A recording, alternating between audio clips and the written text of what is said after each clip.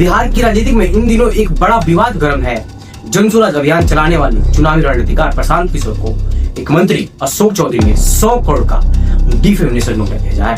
कट्ठा भी जमीन अगर जन स्वराज अनडिस्क्लोज प्रॉपर्टी अशोक चौधरी का या अशोक चौधरी की पत्नी का बता देगा तो मैं जन स्वराज की गुलामी करने को तैयार हूँ। आखिर ऐसा क्या हुआ है कि एक राजनीतिक बयान सीधे 100 करोड़ मतलब कि करोड़ों के कानूनी नोटिस भेजने तक पहुंच गया। चलिए इस मामले को पूरे डेटा और तथ्य के साथ समझते हैं।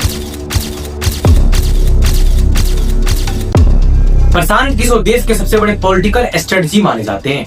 2012 से लेकर 2019 तक नरेंद्र मोदी, नीतीश कुमार, ममता बनर्जी, जगनमोहन रेड्डी जैसे बड़े बड़े नेताओं को मतलब 2022 में उन्होंने जन स्वराज का नाम सामाजिक राजनीतिक आंदोलन शुरू किया, जिसका मकसद बिहार में नई राजनीति लाना बताया गया है। हाल में एक जनसभा के दौरान प्रशांत किशोर ने आरोप लगाया कि बिहार सरकार ने मंत्री अशोक चौधरी ने करीब 200 करोड़ की जमीन घोटाले की है। नेता पर एक चीज छूट गया, जिसने हमको 100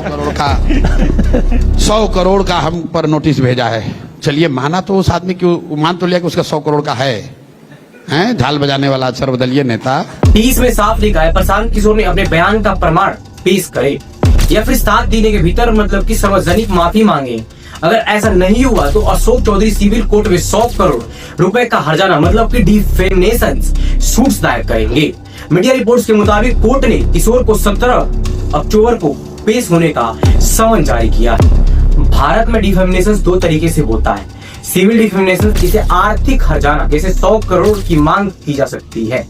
क्रिमिनल डिफेमेशन, इसमें जेल या जुर्माना का प्रावधान होता है। इस देश में मुख्य मांग मतलब कि सिविल डिफेमेशन के तहत हर्जाने की है और अदालत में मंत्री को खास साबित करना होगा कि इस बयान का झूठा और उनकी प्रतिष्ठा को नुकसान पहुंचाने वाला था। दूसरी तरफ प्रशांत किशोर को वह दिखाने होंगे कि उनका आरोप पब्लिक इंटरेस्ट में और तथ्य के आधारित पे था। बिहार में 2025 के विधानसभा चुनाव नजदीक है। प्रशांत किशोर का जन स्वराज लगातार सरकार और विपक्ष पे सवाल उठा रहा है और 17 अक्टूबर को कोर्ट की सुनवाई का अहम होगी। अगर किशोर सबूत देते हैं तो मामला लंबा खिंच सकता है। अगर सबूत नहीं मिलते और माफी नहीं होती तो 100 करोड़ के हर्जाने का दावा आगे बढ़ सकता है। वही राजनीतिक तौर पे ये केस अगले चुनाव तक का बड़ा मुद्दा हो सकता बन रहा है। इस मुद्दे पे पूरे मामले पे अगर लड़ाई सिर्फ कोर्ट में नहीं बल्कि जनता की राय में भी है। इस तरफ पर प्रशांत किशोर खुद को जनता के लिए सच्चाई उजागर करने वाला बताते हैं। दूसरी तरफ अशोक चौधरी इसे झूठा प्रचार कर। आप कमेंट करके राय देना और वीडियो को लाइक कर देना, चैनल सब्सक्राइब कर देना।